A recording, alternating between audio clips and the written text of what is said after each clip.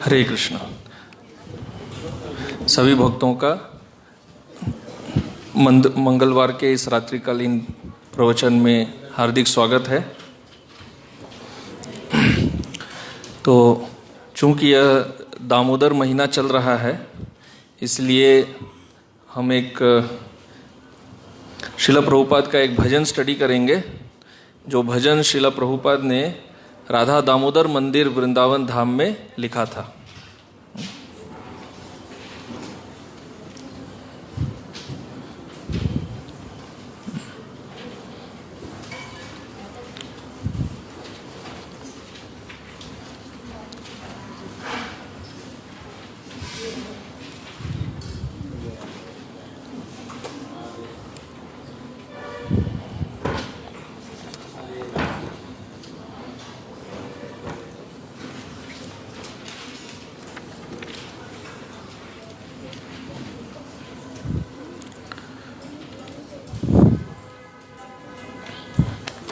तो ये भजन है वर्ष 1959, जब श्रील प्रभुपाद ने वानप्रस्थ आश्रम स्वीकार कर लिया था। 4 वर्ष हो गए थे। और यह जो भजन का विषय है, ये विषय है मूल रूप से इस संसार का सत्य। ये श्रील प्रभुपाद ने तब लिखा था जब वो वृंदावन धाम में पूर्ण रूप से अकेले थे। उनके पास भगवान श्री कृष्ण के अलावा और कोई सहायता नहीं थी। तो ये भजन में वो अपने भाव को व्यक्त कर रहे हैं कि आज मैं किस अवस्था में हूँ और यह संसार का सत्य किस तरह से मुझे दिख रहा है। यह संसार का वास्तविक सत्य क्या है, कैसा हम इसे समझते हैं और यह संसार वास्तव में क्या है। तो यह भजन बहुत लंबा है वास्तव में। आपके पास इसमें आप देखेंगे 8 सेक्शन है, दोनों पेज मिलाकर। तो पूरा भजन जो है वह 27, उसमें 27 भाग है। 27 भागों का भजन है। तो ये 2 पृष्ठ में 8 भाग है। तो एक प्रवचन में तो इतना ही संभव है। फिर जब आगे और करेंगे तब हम लोग आगे और बढ़ाने का प्रयास करेंगे। तो इसको हम गाएंगे और फिर संक्षिप्त में समझने का प्रयास करेंगे। यद्यपि यह बंगाली भाषा में है, परंतु बहुत सरल है और इसके शब्द सभी हिंदी से मेल खाते हैं।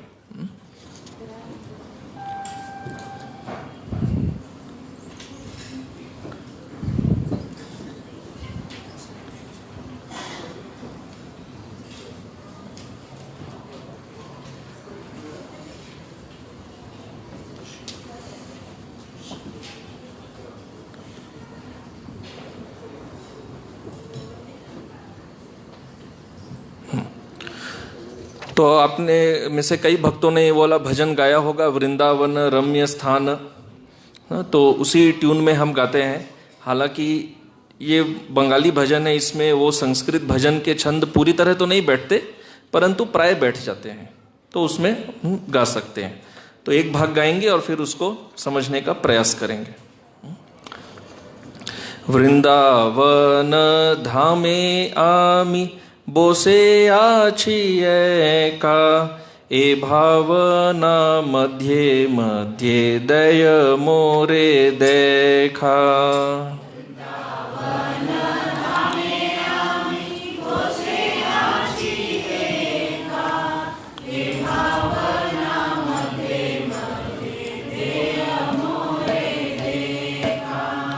वृंदावन धामे आमी बोसे आछि एका, ए भावना मध्य मध्य दय मोरे देखा।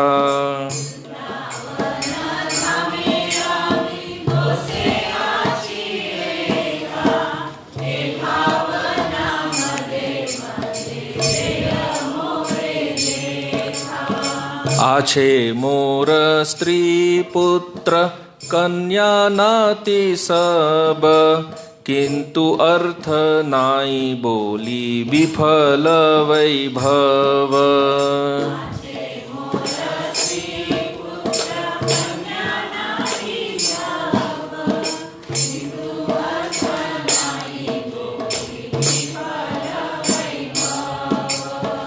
प्रकृतिर नग्न रूप देखा ले श्री कृष्ण, तव कृपा बोले आज होए छी वितृष्ण।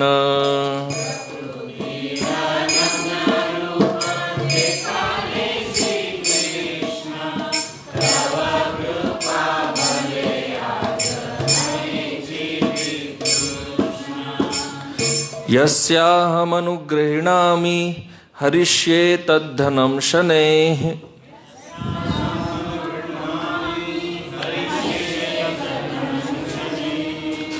कृपा मोये रे कृपा बुझिलाम कोई।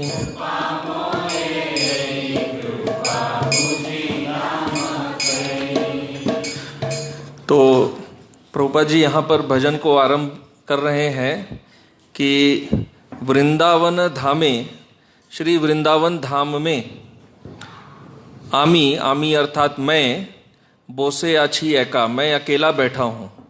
तो यह तब की बात है जब श्रील प्रभुपाद के पास वृंदावन में कोई भी सहायता नहीं थी। श्रील प्रभुपाद सब कुछ अकेले ही करते थे, हर एक कार्य अपना सब कुछ अकेले करते थे। जैसे हम अंग्रेजी में कहते हैं वन मैन आर्मी, तो वैसे थे, आगे भी वो वैसे ही रहे हैं। परंतु विशेष रूप से यहाँ पर इस्कॉन स्थापना के बाद कम से कम कई शिष्यों ने तो उनकी सहायता की, यहाँ पर उनके पास कोई सहायता नहीं थी। यद्यपि कुछ परिचित मित्र इत्यादि वो सब थे वृंदावन में, परंतु वो अपने भजन साधन, अपने भक्तिमय जीवन में रहते थे, पर ऐसा कोई समर्पित नहीं थे जो प्रभुपाद जी के हर समय सहायता करें। तो वो पूरा अपने ऊपर ही थे। तो अब वो कह रहे हैं, अब मैं अपना भाव व्यक्त कर रहा हूँ। ए भावना मध्य मध्य दय मोरे देखा, कि मेरे अंदर क्या भाव उमड़ रहा है, अब मैं वह व्यक्त कर रहा हूँ। तो क्या भाव है? तो सबसे पहले कहते हैं आछे मोर स्त्री पुत्र कन्या नाती सब, कि मेरी स्त्री है तो स्त्री, पुत्र है, कन्या है, नाती है अर्थात पोते, ये सब हैं। तो ये सब कहाँ पर है? ये सब कलकत्ता में है। और प्रभुपाद जी सब छोड़कर आ गए हैं। तो हम जानते हैं कि जब प्रभुपाद को पहले से ही विरोध थोड़ा रहता था घर में भक्ति में, परंतु जब उन्होंने देखा कि उनकी पत्नी ने भागवत सेट को विक्रय कर दिया कुछ बिस्किट के लिए, तब ये उनकी अब ये सहनशीलता की अंतिम परीक्षा हो गई। अब ये चीज़ वो और सहन नहीं कर पाए, उन्होंने घर त्याग कर दिया और फिर वो लौटे नहीं। यद्यपि घर वाले सोचते थे कि ये कई बार ऐसे बोल के जाते हैं फिर भी लौटते हैं, परंतु इस बार उन्होंने निश्चित किया था इस बार नहीं लौटना है। और उसके बाद उनको कई सारी कठिनाइयों का सामना करना पड़ा। तो कह रहे हैं कि मेरा भी घर परिवार है, स्त्री पुत्र कन्या सब है, किंतु अर्थ नहीं, किंतु सब अनर्थ है, मतलब कि हो के नहीं होने के बराबर है ना। तो जब घर वाले हमारी सहायता नहीं करें तो वो कैसा होता है? होना नहीं होना एक बराबर ही होता है ना, हो के भी नहीं के बराबर ही रहते हैं। तो वो यही कह रहे हैं किंतु अर्थ नहीं, किंतु इसका कोई अर्थ नहीं है, अभी सब नाम के लिए रह गए हैं। बोली विफल वैभव, तो जो कुछ मेरा वैभव था पहले, घर परिवार धन फैक्ट्री दुकान इत्यादि, ये सब वैभव क्या हो गया है? विफल हो गया है, अर्थात मुझे इसका कोई फल नहीं मिला। तो जीवन में हम जो कुछ भी करते हैं फल प्राप्ति के लिए करते हैं, है ना, सब कुछ फल प्राप्ति के लिए करते हैं। कोई भी ऐसा कार्य नहीं है जीवन में जिसमें हमें कोई फल नहीं चाहिए। कोई बच्चा पढ़ाई करता है उसको फल चाहिए, कोई व्यापार करते हैं फल चाहिए, विवाह करते हैं फल चाहिए, हाँ, पुत्र जन्म देते हैं फल चाहिए। लेकिन यहाँ ये फल का क्या हो गया है? विफल। तो इसका जो फल अभी कुछ प्राप्त नहीं हो रहा है, ये सब क्या हो गया है? जीरो हो गया है। तो ये सब मुझे कैसा लग रहा है? प्रकृतिर नग्न रूप देखा ले श्री कृष्ण। तो भगवान श्री कृष्ण मुझे इस प्रकृति का वास्तविक रूप दिखा रहे हैं। नग्न रूप, नग्न रूप अर्थात कि उसके ऊपर अभी कोई आवरण नहीं है, जैसा है एज इट इज भगवान दिखा रहे हैं कि ये संसार देखो क्या है। तो हम सब जो प्रकृति को देखते हैं हम नग्न रूप में नहीं देखते हैं। नग्न रूप तो प्रकृति का हम सहन ही नहीं कर सकते, बहुत कठिन है सहन करना। तो हम प्रकृति का जो रूप देखते हैं वो छन्न रूप देखते हैं। जैसा माया हमें दिखाना चाहती है वैसा हम देखते हैं। और हमें वो कैसा दिखता है, जिस रंग का चश्मा हम पहनते हैं वही रंग का संसार हमें दिखता है।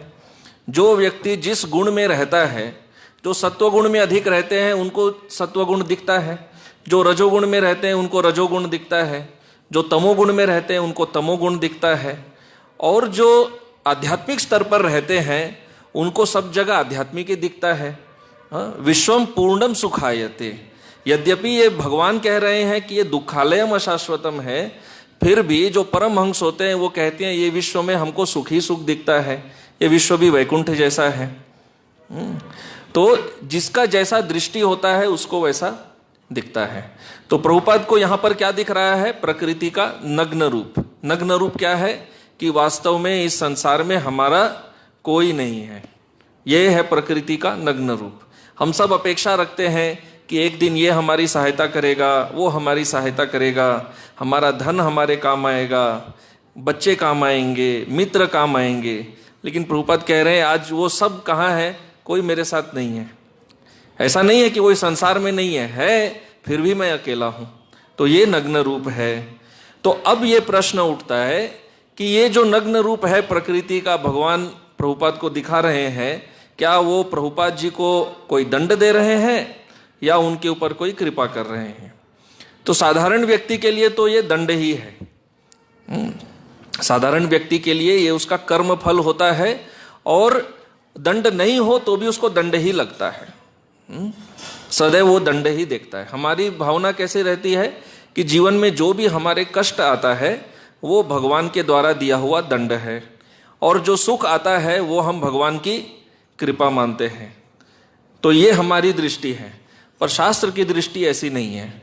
तो यहाँ पर ये दंड को प्रभुपाद जी क्या मान रहे हैं, तव कृपा बोले, ये आपकी कृपा है, ये दंड नहीं है। आज होए छी वितृष्ण, ये आपकी कृपा क्यों है?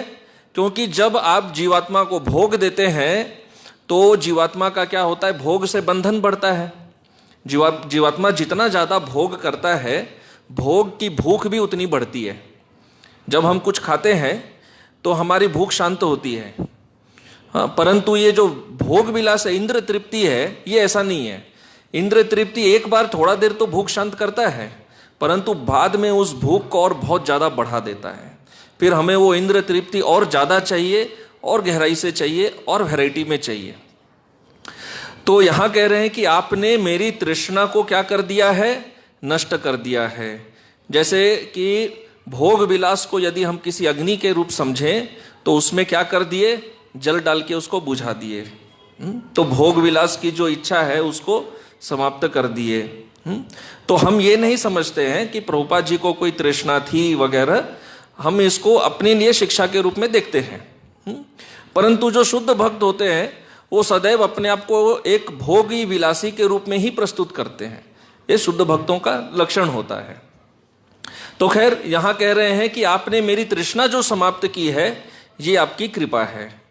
परंतु साधारण रूप से एक व्यक्ति कृपा किसको मानता है, भगवान जितना भोग देते हैं उसको कृपा मानता है। यहां पर भगवान ने प्रभुपाद जी से भोग विलास छीन लिया है सब, और इसको वो क्या कह रहे हैं, कृपा। तो अब इसका कोई प्रमाण होना चाहिए। तो प्रमाण क्या देते हैं, यस्य अहम अनुगृह्णामि हरिष्ये तद्धनं शनैः। तो भगवान श्री कृष्ण कहते हैं कि जब मैं किसी भक्त पर बहुत विशेष कृपा करता हूं, एक रेयर कृपा ही है, तब मैं उस संसार में वो जिसके ऊपर भी निर्भर करता है सब प्रकार की निर्भरताओं को दूर कर देता हूं, ताकि वो केवल और केवल मात्र मुझ पर ही निर्भर रहे। परंतु हमें इसका अर्थ ये नहीं निकालना चाहिए कि भगवान भक्तों को गरीब बना देते हैं, उनसे धन छीन लेते हैं, उनको कुछ नहीं देते हैं। नहीं, ये गीता के विपरीत सिद्धांत हो जाएगा। भगवान भगवत गीता में क्या कहते हैं, योगक्षेमम वहाम्यहम, मैं देता हूं और जो है वो मैं रक्षा करता हूं। परंतु जब कोई भक्त बहुत उन्नत हो जाते हैं तो भगवान उनको और आगे बढ़ाने के लिए उनसे जो कुछ है वो छीन लेते हैं। लेकिन ये बहुत बिरले भक्तों के साथ भगवान करते हैं, जैसे पांडव हैं इत्यादि, जिनका भगवान से घनिष्ठ संबंध होता है, जो ऐसी स्थितियों में भी प्रसन्न रह सकते हैं। साधारण तौर पर भक्तों के साथ भगवान ऐसा नहीं करते। तो हमें ऐसा ये नहीं सोचना चाहिए। कभी कभार नहीं, कई बार ये गलत धारणा रहती है कि कृष्ण भक्त जो है वो सदैव गरीब ही होते हैं, भगवान अपने भक्तों को गरीब रखते हैं। ऐसा नहीं होता है। तो फिर कह रहे हैं, लेकिन देखिए मैं कैसा अभागा हूं, कृपा मोयर यही कृपा बुझिलाम कोई। भगवान ने मुझ पर कृपा की, भगवान ने मेरा ये धन वैभव पुत्र परिवार सब छीन लिया, मुझे एकदम अलग कर दिया, यहाँ पर एकाकी बना दिया, फिर भी क्या मैं आपकी कृपा को समझ पाया हूँ? तो ये शुद्ध भक्तों का और एक लक्षण होता है कि वो कभी ये नहीं कहते कि हम भगवान को, भगवान के गुणों को, उनकी कृपा को समझ पाए हैं। वो सदैव क्या भाव रखते हैं कि हम भगवान को नहीं समझ पाए हैं। ये उनका लक्षण होता है। तो ये था पहला भाग। अभी दूसरा भाग गाते हैं।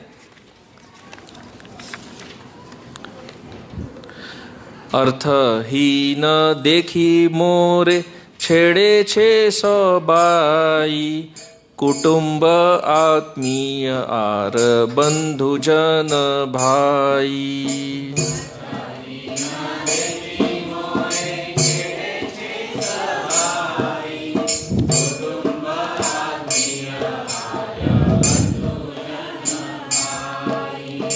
दुख होय हासी पाय एका बोसी हासी, मायार संसार एई काके भालोबासी।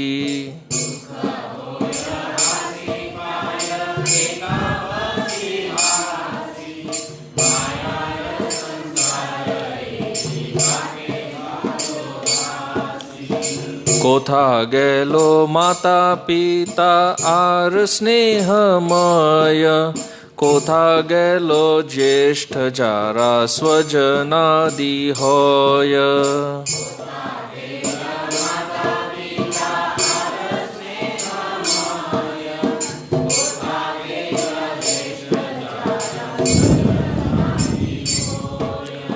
तादेर खबर के बाद देवे मोरे बोलो, नाम मात्र तादेर संसार रोए गेलो।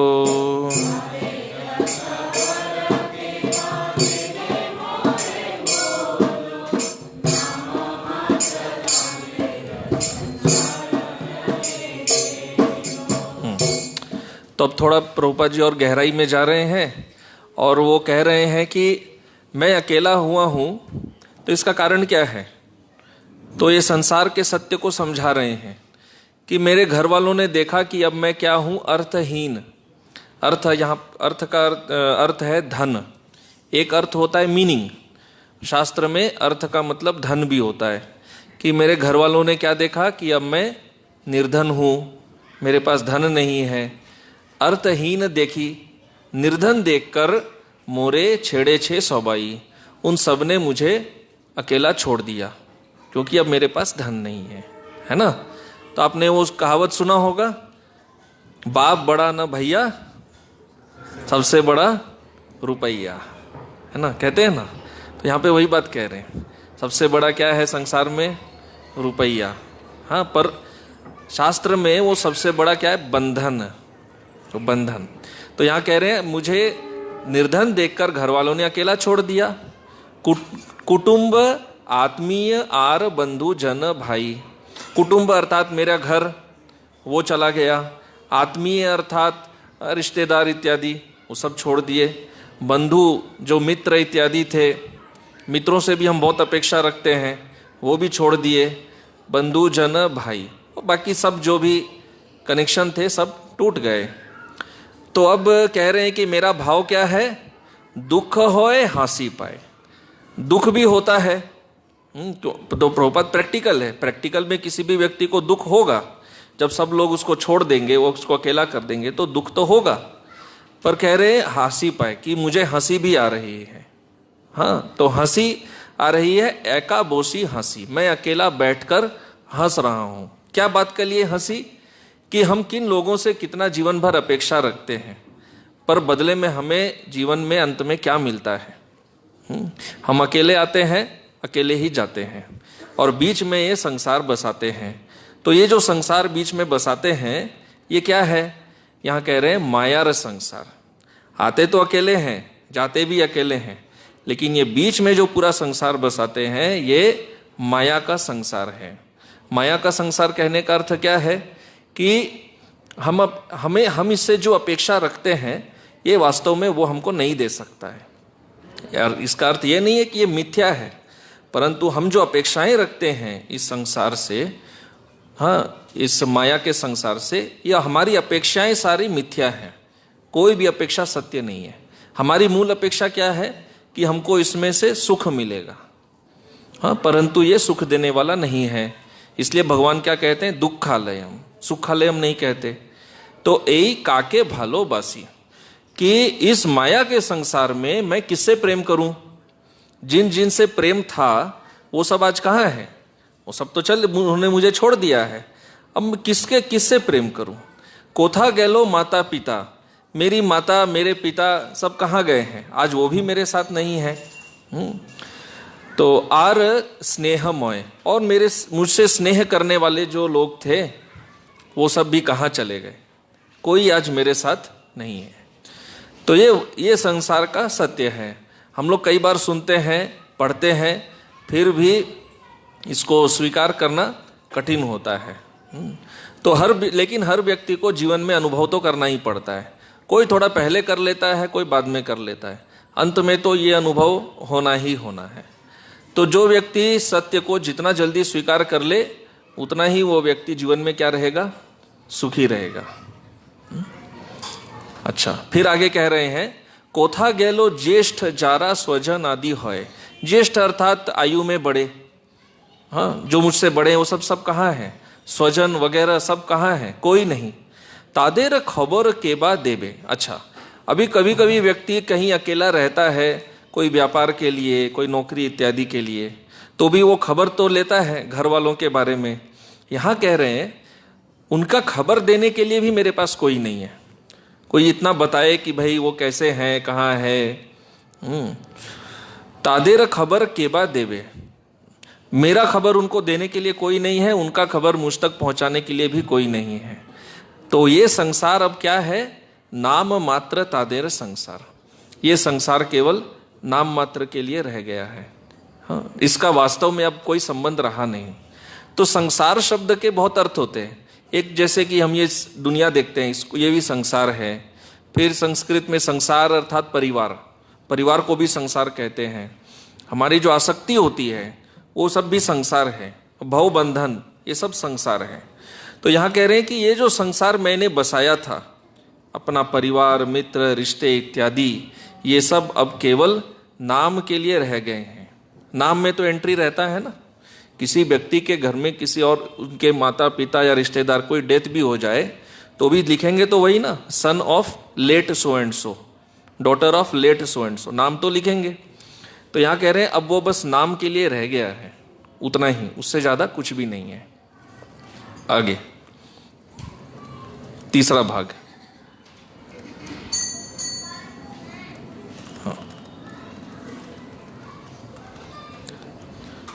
समुद्रेर फेना जैनो क्षणे सृष्टि क्षणे लय, मायार संसारे खेला से भावे होय।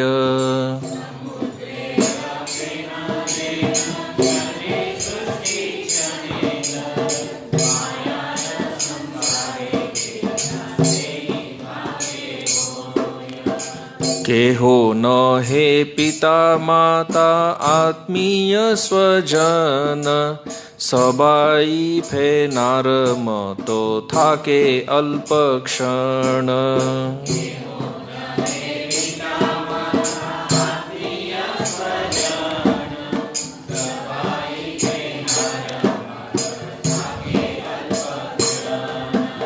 समुद्रेर फेना जैमो नशु समुद्रे विषाय, पंचभूतेर्देह तथा होय जाय लय।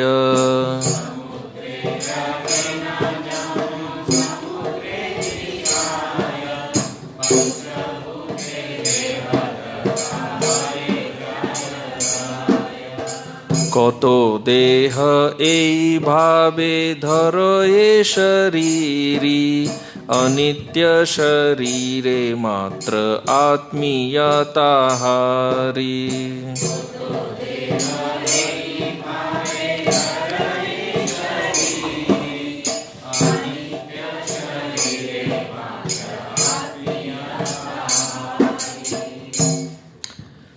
तो अब यहाँ पर एक उपमा ला रहे हैं कि हमारे जीवन में लोग आते हैं जाते हैं, इसका एक उपमा दे रहे हैं जो भागवत में भी है।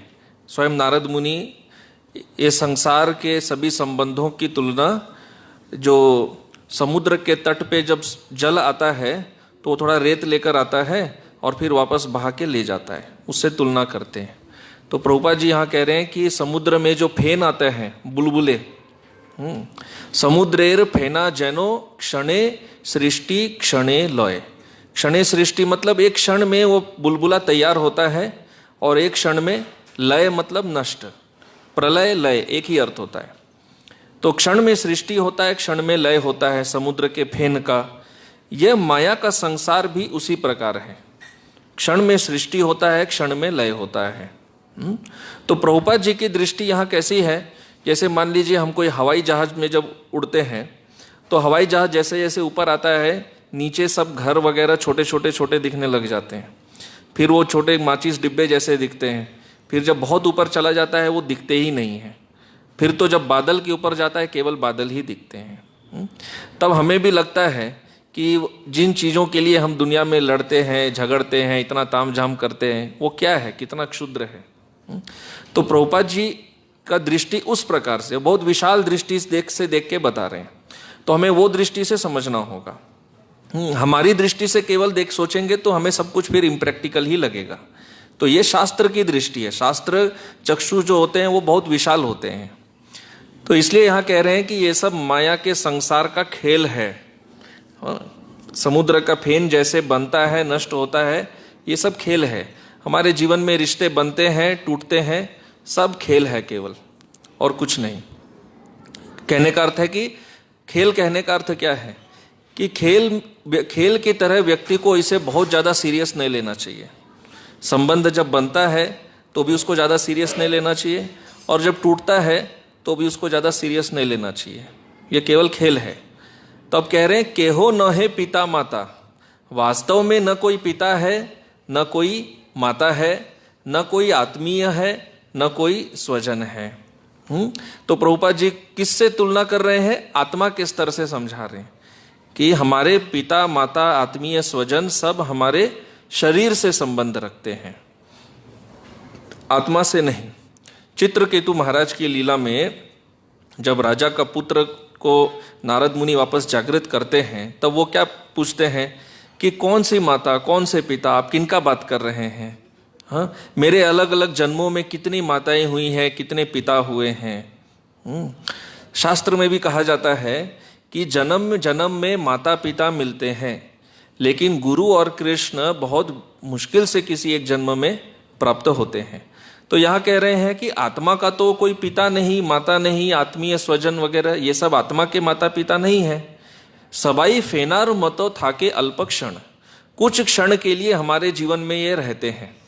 हमारे रिश्ते नाते सभी अल्प क्षण के लिए होते हैं, लेकिन ये अल्प क्षण हमें बहुत लंबा लगता है, क्योंकि हमारी दृष्टि क्या है, बहुत संकुचित है।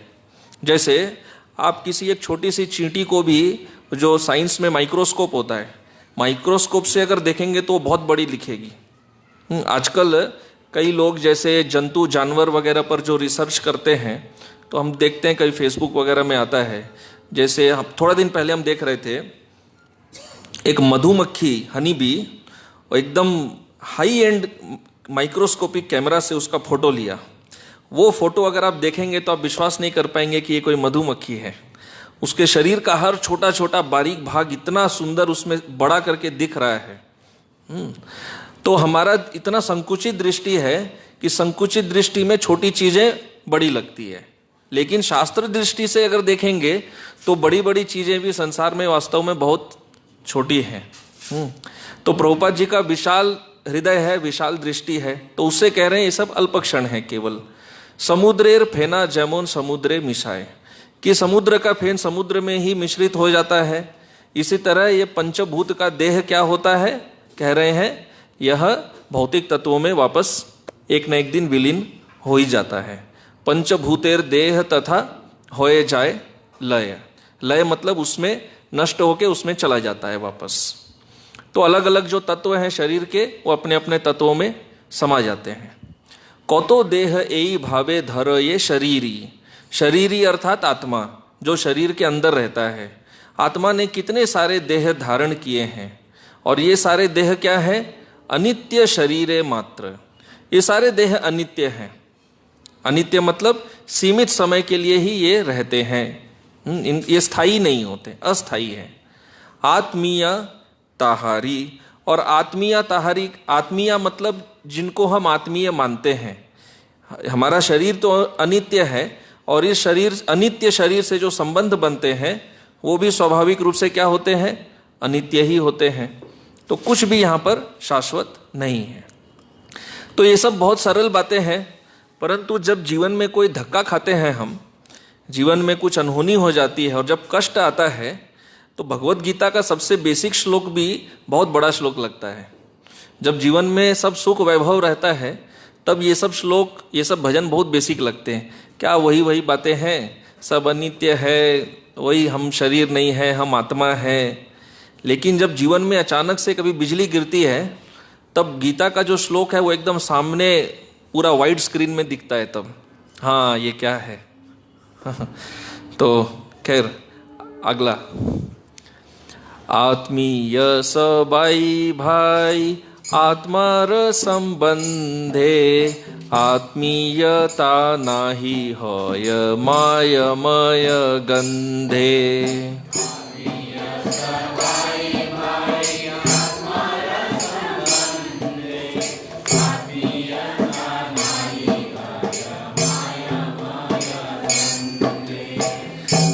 सकलेर आत्मा जीनी स्वयं भगवान, ताहार संबंधे विश्वे सबाई समान।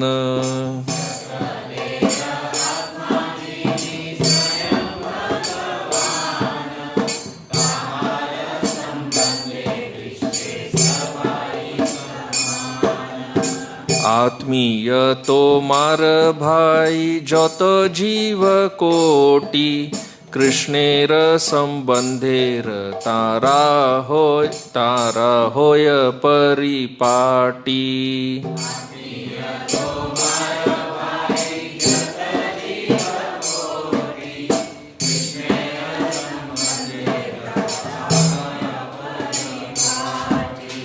कृष्ण भूली से जीव भोगवांछा करे, मायार संसार ताई झापटिया धरे।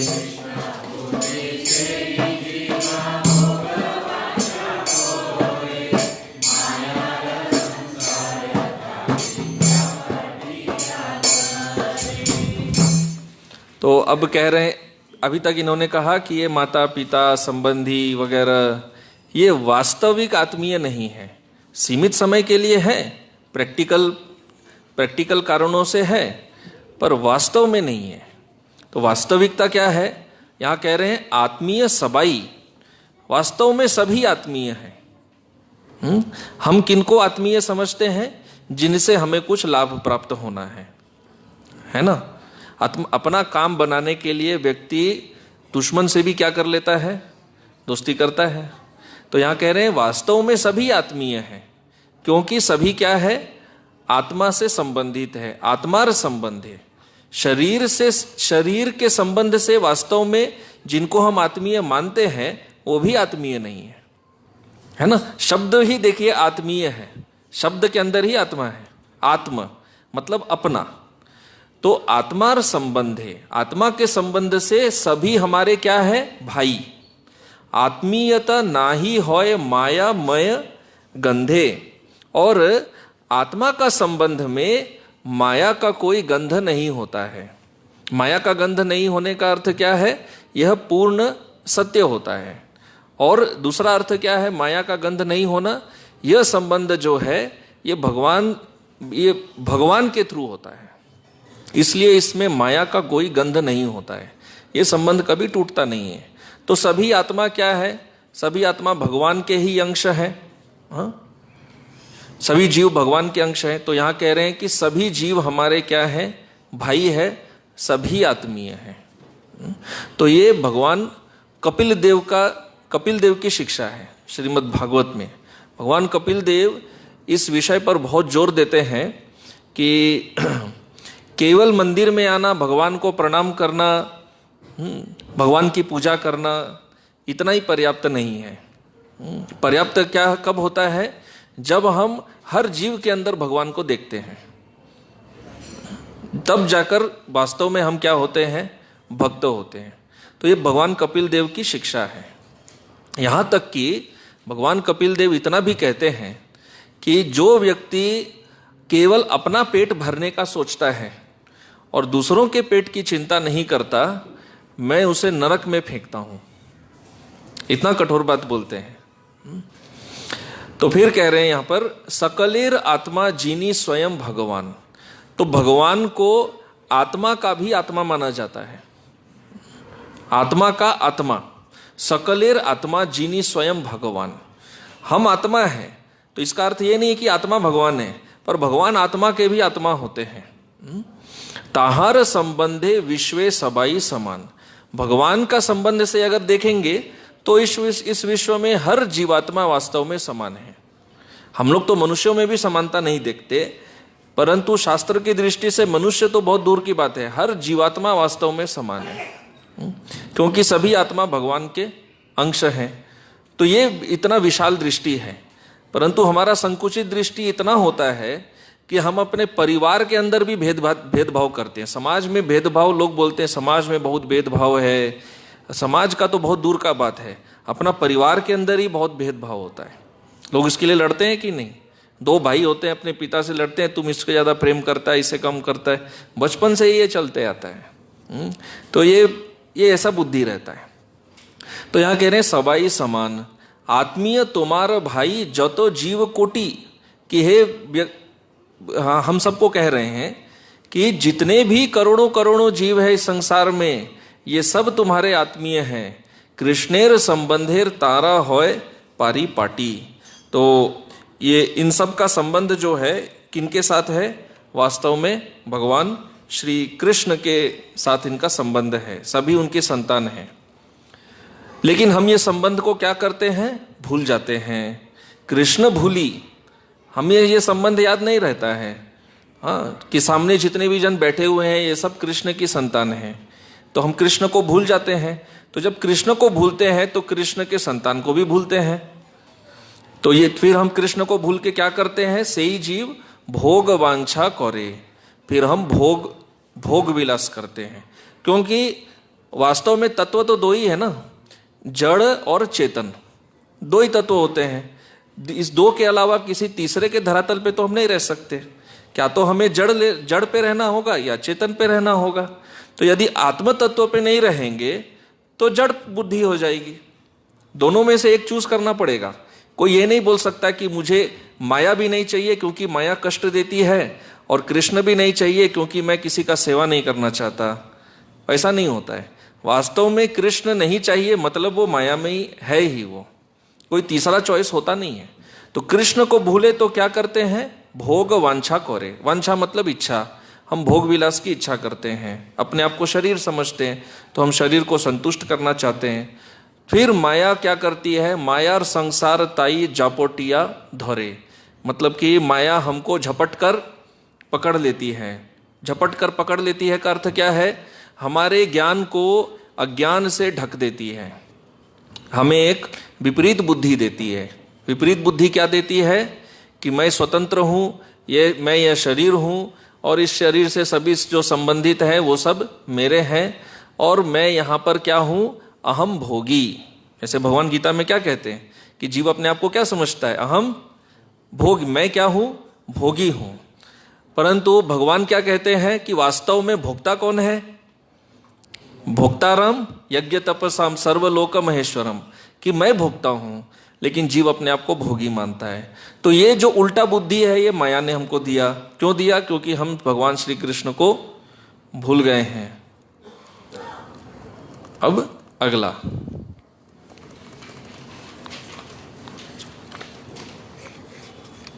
कर्म फले आसे सब नाना वेश धोरी, वेशे ते मजिया था के भूलिया श्री हरि।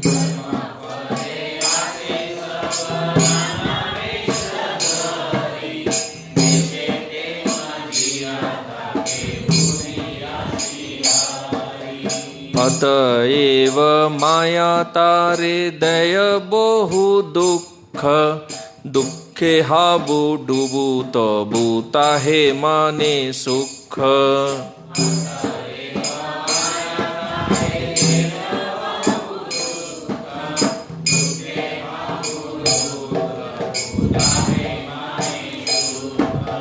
क्षीर रोगी दुख भोगी शय्या ते शुइया, भालो आछी आज को हे हासिया हासिया।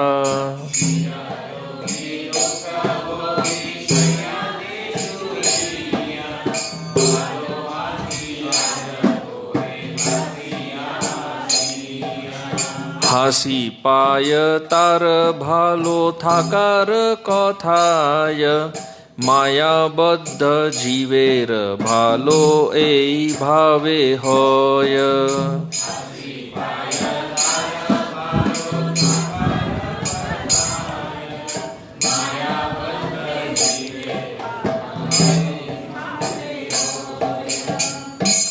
तो अब आगे कह रहे हैं कि हम ये शरीर कैसे धारण करते हैं?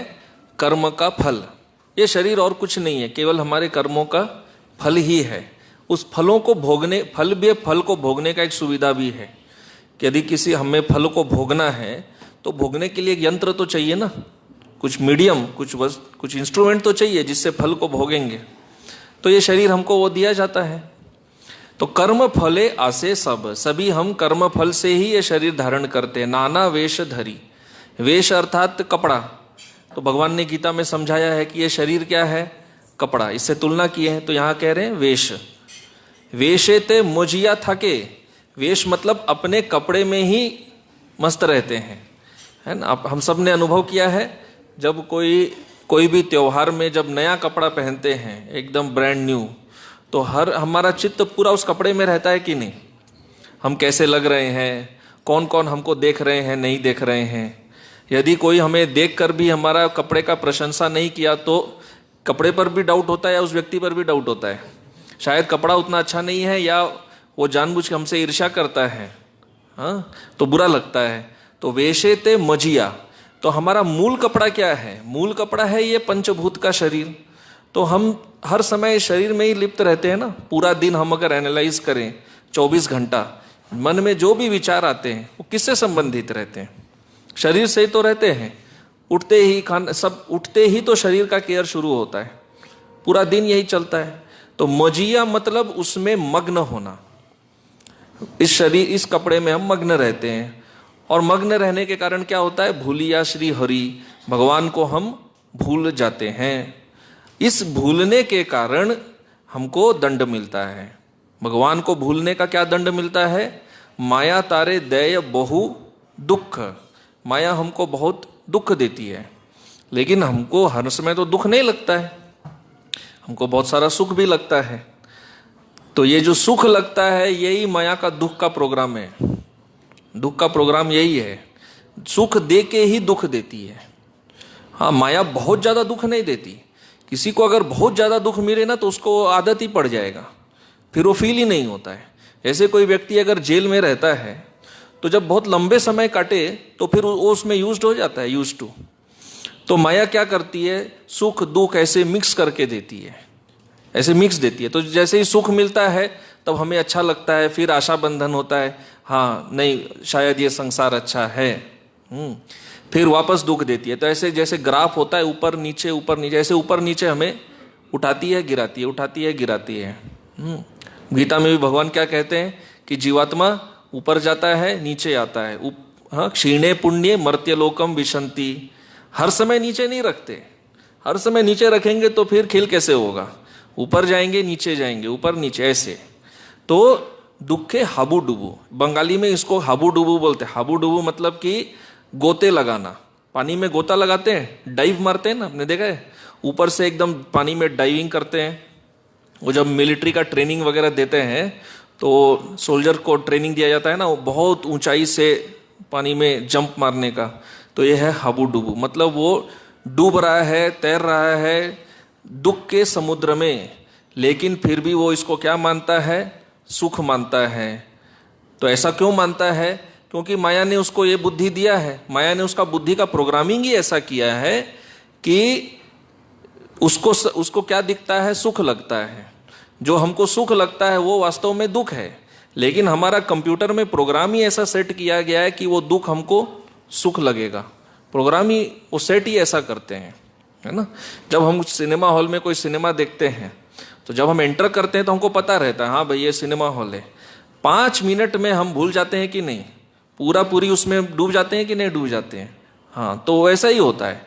बच्चा जब जन्म लेता है, समझिए सिनेमा हॉल में आ गया, थोड़ा सा देर में, थोड़े समय में ही एकदम यूज्ड टू हो जाएगा और उसको क्या लगेगा, वास्तव में मैं इस संसार का ही भाग हूँ, मैं यहीं का सदस्य हूँ। जैसे सिनेमा हॉल में होता है, 10 मिनट में वो सिनेमा ही चलता है दिमाग में। तो यहाँ भी वही कह रहे हैं कि हम वो दुख को क्या मानते हैं, सुख मान लेते हैं। पर भगवान गीता में क्या कहते हैं, ये जो सुख है ये दुख की माता है। ये सुख मतलब इंद्रिय सुख। इंद्रिय सुख किसकी जननी है, दुख की जननी है। हाँ, दुख की योनि है।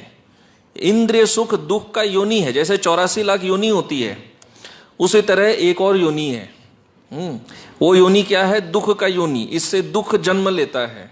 और ये माँ कौन है, सुख है। सुख है माँ, और ये जन्म देती है किसको, दुख को जन्म देती है। इसलिए प्रहलाद महाराज क्या कहते हैं, जीवन में यदि दुख नहीं चाहिए तो क्या छोड़ना पड़ेगा, सुख का त्याग करना पड़ेगा। तो ये बड़ा विचित्र फॉर्मूला है, ये समझना बहुत कठिन है। बड़ा बड़ा पोस्ट ग्रेजुएशन एमए पीएचडी समझ में आ जाएगा, लेकिन ये प्रहलाद महाराज का थ्योरी समझना बहुत कठिन है कि दुख से बचने के लिए सुख को छोड़ना पड़ेगा। सुख को कैसे छोड़ सकते हैं, और जब तक सुख नहीं छोड़ सकते तब तक दुख पीछा नहीं छोड़ेगा। क्यों नहीं छोड़ेगा, क्योंकि दुख वास्तव में है क्या, सुख का चला जाना ही दुख है। और क्या है, सुख जब चला जाता है तो वही दुख होता है। इसलिए माया पहले सुख देती है, हमको उससे एडजस्ट करा देती है, फिर अचानक से उसको छीन लेती है, बस वही दुख बन जाता है। यही है, चिर रोगी दुख भोगी शय्याते सुइया। तो यहां प्रभुपाद जी बता रहे हैं कि इस संसार में जीवात्मा का क्या बुरा हाल है। वो चिर रोगी है, हमेशा रोगी रहता है, हमेशा अर्थात प्रायः रोगी ही है। दुख भोगी, दुख भोगता है। शय्याते सुइया, हाँ, कोई बेड रेस्ट पे रहता है, शैया पे लेटे हुए भी दुख भोग रहा है, हाँ, और रोगी है। लेकिन बेड पे लेटा हुआ व्यक्ति जो बेड रेस्ट में है, इतना कष्ट में है, उसको भी यदि पूछा जाए कि आज आप कैसे हैं, तो प्रभुपाद यहाँ क्या बोल रहे हैं, क्या बोलता है, भालो अच्छी, मतलब आज आराम है। बेड रेस्ट में है, कितना कष्ट भोग रहा है, लेकिन क्या है, आराम है। हाँ, और कैसे बोलता है, हंसिया हंसिया, वो भी हंसते हुए बोलता है। हाँ, तो इससे बड़ा झूठ बोलने वाला कोई हो सकता है। बिस्तर पे लेटा हुआ बेड रेस्ट मरीज, वो भी हंसते हंसते बोलता है आज आराम है। हंसी पाए तो अब कह रहे हैं मुझे हंसी आता है ये सब देखकर। भालो थाकार कथा है, भालो मतलब अच्छा।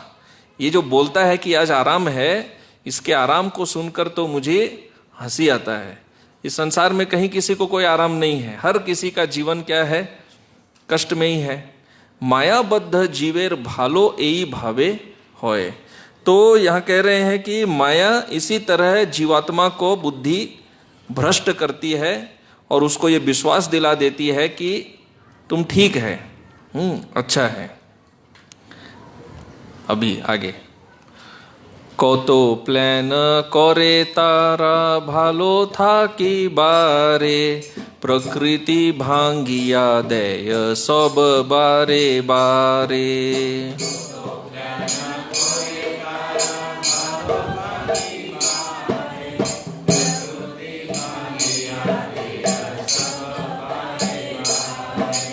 दैवी येषा गुणमयी भगवानेर्माया,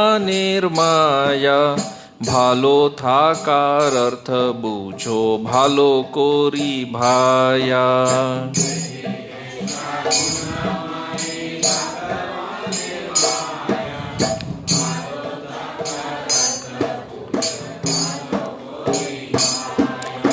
केहो भालो नाई हे था तबु भालो बोले, এই ভাবে মায়া সব বদ্ধ জীবে ছলে।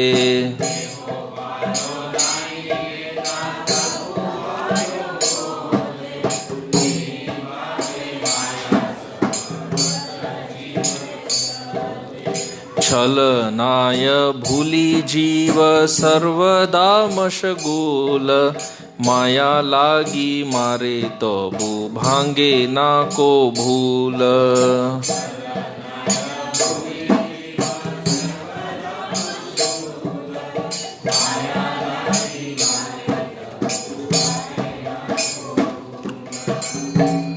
तो अब यहाँ कह रहे हैं कि ये सब जो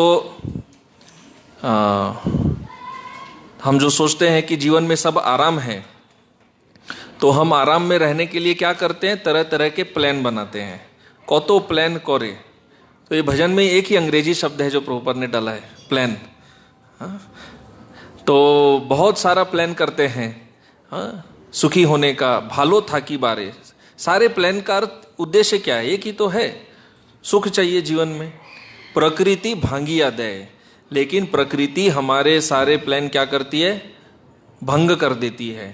प्रकृति भी बहुत होशियार है, कई बार हमारे प्लान को शुरू में भंग नहीं करती है। तो शुरू में हमें बहुत दिखाती है, वाह आप जो कुछ जीवन में करना चाह रहे हैं सब सफल हो रहा है, हो रहा है, हो रहा है, चढ़ाती है चढ़ाती है चढ़ाती है, और बहुत चढ़ा के ऐसा इतना जोर गिराती है कि फिर उठना मुश्किल हो जाता है। हाँ? तो प्रकृति यदि हमारे प्लान को पूरा भी कर रही है तो भी हमें मूर्ख ही बना रही है। यदि किसी का प्लान शुरू में ही भंग कर रही है तो शायद उसके ऊपर थोड़ा कृपा है, उसको जल्दी नग्न रूप दिख रहा है। जिस व्यक्ति को प्रकृति का नग्न रूप जितना देर से दिखता है तो उसके लिए उतना कष्ट है। तो बार बार सारे प्लान को भंग कर देती है। तो प्रभुपाद अभी कह रहे हैं कि हमें समझना चाहिए कि आराम में रहने का अर्थ क्या होता है। दैवी येषा गुणमयी भगवानेर माया, कि ये प्रकृति भगवान की माया शक्ति है, ये भगवान के नियंत्रण से चलती है, ये उनकी दैवी शक्ति है। भालो थाकार अर्थ बूझो भालो कोरी भाया। हे भाई, आराम रहने का वास्तविक अर्थ समझो कि आराम का मतलब क्या होता है। कि हो भालो ना, ये संसार में कोई अच्छा नहीं है, कोई आराम नहीं है, तबु भालो बोले, फिर भी आराम आराम बोलते रहते हो। इस तरह माया सारे बद्ध जीवों को छल रही है। हाँ, उसको ये बुद्धि दे रही है। हम आराम क्यों बोलते हैं, आराम नहीं होने से भी हम एक तो स्वयं को ये दिलासा दिलाना चाहते हैं कि नहीं आराम में है, और सामने वाले को भी हम दिखाना नहीं चाहते कि मेरे जीवन में कष्ट है। ये हमारा अहंकार होता है। आराम बोल के हमें भी अच्छा लगता है, उसको भी अच्छा लगता है। हाँ, उसको अच्छा लगता है मतलब उसके सामने हमारा अहंकार रह जाता है, बोलने का मतलब ये है। तो इसलिए हम ऐसा कहते हैं, छलनाए भूली जीव सर्वदा मशगुल, कि ये जो प्रकृति हमको धोखा दे रही है, ये धोखे में हम एकदम मच गए हैं, ये धोखे में हम आनंद ले रहे हैं। प्रकृति क्या है, माया। माया इज ए चीट, माया धोखेबाज है, वो हमको छल रही है, परंतु हम उसमें मजा ले रहे हैं। माया लागी मारे तो वो भांगे ना को भूल, बार बार हमको मारती है लेकिन हम उसको भूलना ही नहीं चाहते हैं। हर बार ठोकर खाते हैं लेकिन भगवान को ही भूल के रहते हैं, भगवान को याद नहीं करना चाहते। तो ये हमारा दर्दनाक अवस्था है।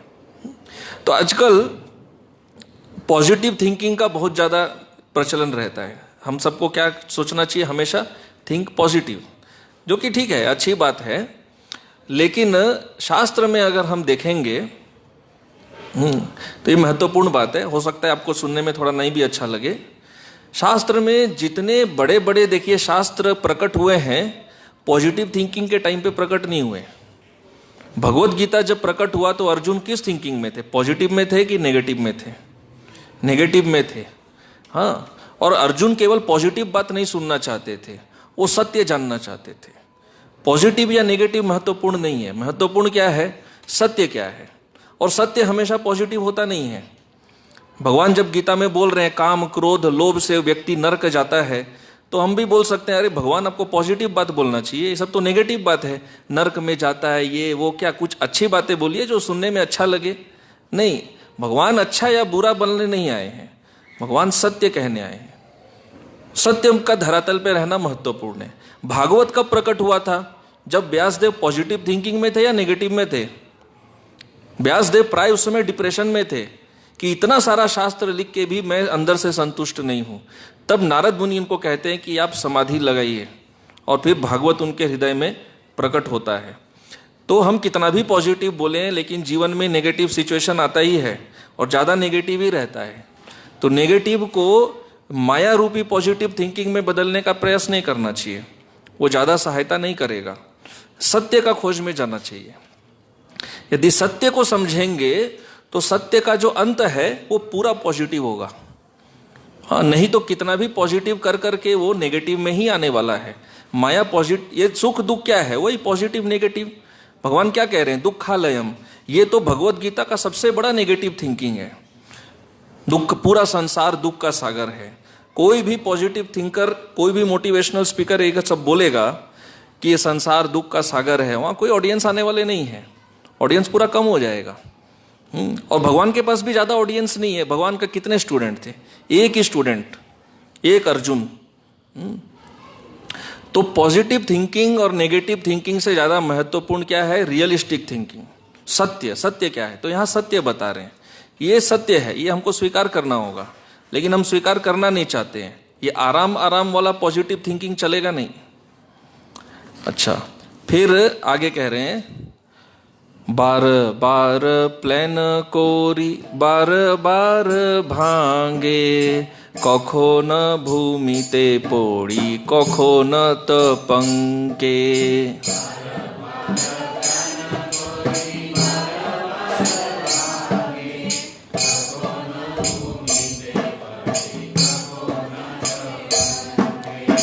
এই रूप ब्रह्मांड भोरी करो ये भ्रमण, गुरु कृष्ण कृपाय पाय भक्ति नित्य धन।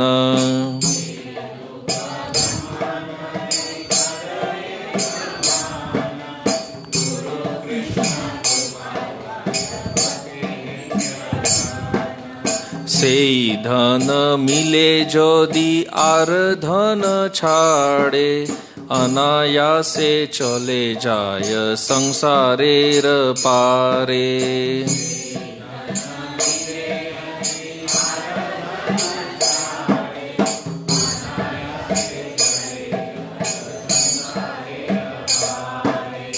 भव पारे आछे चिद्वैचित्र्य अपार, नित्य शांति नित्य सुखे करो ये विहार।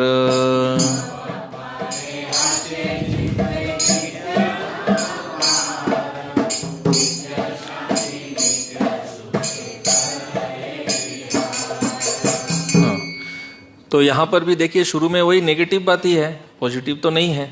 बार बार प्लान कोरी बार बार भांगे, हर बार योजना बनाते हैं, माया हमारी योजनाओं को विफल कर देती है। योजना विफल कहने का अर्थ क्या है? कभी कभी हमारी योजनाएं पूर्ण हो जाती है, फिर भी हमको उसमें दुख मिलता है। कोई व्यक्ति बहुत सारा धन इकट्ठा करता है अपने घर वालों के लिए और इकट्ठा कर भी लेता है, पर वही धन एक नए प्रकार के दुख को जन्म दे देता है। वो धन झगड़े का कारण बन जाता है, वाद विवाद का कारण बन जाता है। तो माया जब दुख देती है तो माया बहुत जटिल है। माया इस तरह से दुख देती है कि व्यक्ति को समझ में ही नहीं आता है, वो कनेक्शन ही नहीं बना पाता है कि कौन सा दुख किस कर्म के कारण आ रहा है। कर्म का फल जो हम भोगते हैं वो कर्म को ढूंढ के निकालना बहुत कठिन है, किस कर्म के लिए क्या फल आया है। तो वो भी समझने नहीं देती है। तो जब नया दुख देती है, उस दुख को सॉल्व करने के लिए फिर एक प्लान बनाते हैं। वो प्लान पूरा तो होता है, फिर वो एक नए प्रकार के दुख को जन्म देता है। इसलिए भागवत में प्रहलाद महाराज कहते हैं कि समस्या का निवारण, उस समस्या का निवारण पूर्व समस्या से भी बड़ा समस्या को जन्म देता है। Solution creates a bigger problem. तो कखनो भूमिते पड़े कखनो तो पंखे, की व्यक्ति जमीन पर गिरता रहता है। यही रूप ब्रह्मांड भोरी जीव करे भ्रमण, कि जीव इतना सारा प्लान बनाता है, लेकिन मृत्यु के समय माया सारे प्लान नष्ट कर देती है। फिर वो ब्रह्मांड में घूमता है, किसी अन्य लोक में जाता है, वहाँ पर नया शरीर धारण करता है। लेकिन कोई भाग्यशाली जीव होता है जिसको गुरु कृष्ण कृपा से भक्ति का नित्य धन प्राप्त होता है। तो अब आ रहे हैं प्रभुपाद, अब ये पॉजिटिव बात कर रहे हैं। से ही धन मिले यदि आर धन छाड़े, लेकिन एक कंडीशन है कि ये भक्ति का नित्य धन कब मिलेगा? जब अनित्य धन को त्याग करेंगे। उसका त्याग करने का अर्थ क्या है? उससे आसक्ति को त्याग करेंगे। हाँ, जड़ धन से जब तक आसक्ति रहेगी तब तक ये चिन्मय धन नहीं मिलने वाला है। दो नौका पे सवार होके नहीं चल सकते, एक चुनना पड़ेगा कि किससे आसक्त होना है। भौतिक संसार में आसक्त होना है या कृष्ण के संसार में आसक्त होना है, एक को चुनना पड़ता है। अनायासे चले जाए संसारेर पारे। तो यदि भक्ति का नित्य धन स्वीकार करते हैं तो इस संसार के पार आराम से चले जाते हैं। इसका अर्थ क्या है कि हम जीवन के अंत में भगवान का स्मरण करते हैं और भगवान ये वादा करते हैं कि जो मेरा स्मरण करता है वो मेरे पास आता है, तो हम भगवान संसार पार जाते हैं। भव पारे आछे, और जब पार जाते हैं तो इस भव सागर के पार में है क्या? चिद वैचित्र्य अपार, कि भव सागर के पार में केवल कोई लाइट या सब सूखा सूखा नहीं है, सब चिन्मय है, चित है। और वैचित्र्य मतलब बहुत वैरायटी है वहां पर, बहुत वैरायटी, अपार। नित्य शांति, हम सबको शांति चाहिए तो वहां पर नित्य शांति मिलता है। यहाँ का शांति अनित्य है। नित्य सुख है, वहां पर सुख नित्य है, वो सुख कभी भंग नहीं होता। करये विहार, और उसमें हम विहार करते, अर्थात हम भगवान की लीला में भाग लेते हैं। और अब ये अंतिम भाग। बातुल कह ये से था सब निराकार, निर्विशेष तिनी जैनो शून्येर प्रकार।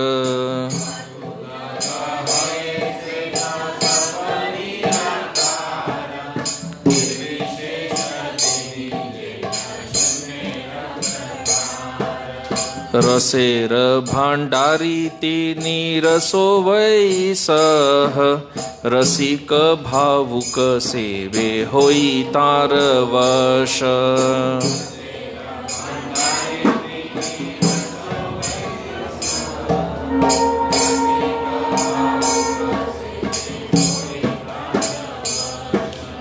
शांत दास्य सख्य वात्सल्य रस आर, सर्वरस श्रेष्ठ माधुर्य रस सार।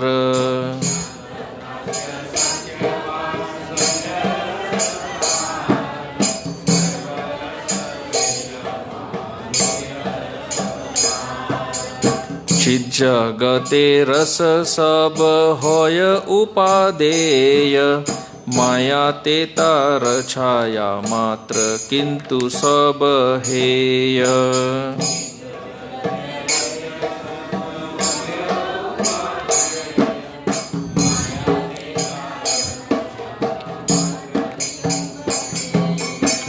तो बातुल मतलब होता है पागल। पागल को बंगाली भाषा में कहते हैं बातुल। तो पागल व्यक्ति क्या कहता है कि इस भव सागर के पार में सब क्या है? निराकार। वहाँ कोई आकार नहीं है, वहाँ केवल ब्रह्म ज्योति है, सब कुछ निराकार है। तो ये एक पागल व्यक्ति का वाक्य है। कहने का अर्थ है कि ये निरर्थक वाक्य है, ऐसा नहीं है। हाँ? निर्विशेष तीनी जैनो शून्येर प्रकार। वो क्या कहता है कि वहाँ पर सब शून्य है, निर्विशेष है। वहाँ निर्विशेष मतलब वहाँ कोई वैरायटी नहीं है, सब शून्य है, या वहाँ पर केवल ब्रह्म ज्योति है। तो अब प्रभुपाद क्या कह रहे हैं? रसेर भंडारी तीनी, कि भगवान जो इस भवसागर के परे वास करते हैं वो केवल कोई ज्योति या कोई शून्य नहीं है, वो रस के भंडार हैं। उसीलिए रसो वही सह, कि वो सह मतलब वो व्यक्ति रस का भंडार है। रसिक भावुक सेवे हुई तार वश। तो यहाँ पर कह रहे हैं, भागवत का वाक्य यहाँ पर कह रहे हैं, भागवत के आरंभ में कहा जाता है, कहा गया है कि हे रसिक, हे भावुक भक्त, भागवत के रस का पान करिए। हाँ, भुवि भावुका, रस का पान करिए। जो रसिक भक्त होते हैं वो रस पान करते हैं, जो रसिक नहीं होते वो केवल तत्व लेते हैं। रसिक भक्त रस भी लेते हैं। तो ये रस भागवत में है, और जो ये रसिक भक्त होते हैं भगवान उनके वश में आ जाते हैं। कौन से रस? शांत, दास्य, सख्य, वात्सल्य रस। और इनमें सबसे श्रेष्ठ रस कौन सा है? माधुर्य रस। चित जगते रस सब होय उपादेय, कि चिन्मय जगत मतलब भगवान के धाम में ये रस अपने सर्वश्रेष्ठ स्थिति में रहते हैं। मतलब ये रस सदैव आनंद देते हैं, जीवात्मा का और पोषण करते रहते हैं। किंतु इस जगत में क्या होता है, माया में उन रसों की केवल छाया मात्र है। किंतु सब हेय। हेय मतलब कि ये रस यहाँ पर हमें केवल कष्ट देते हैं। इस संसार में माधुर्य रस भी अंततः कष्ट में ही परिवर्तित होता है। इस संसार का माधुर्य रस विकृत रस, लेकिन चिन्मय जगत में जो माधुर्य रस है वो परम आनंद प्रदान करता है। तो यहाँ पर हमें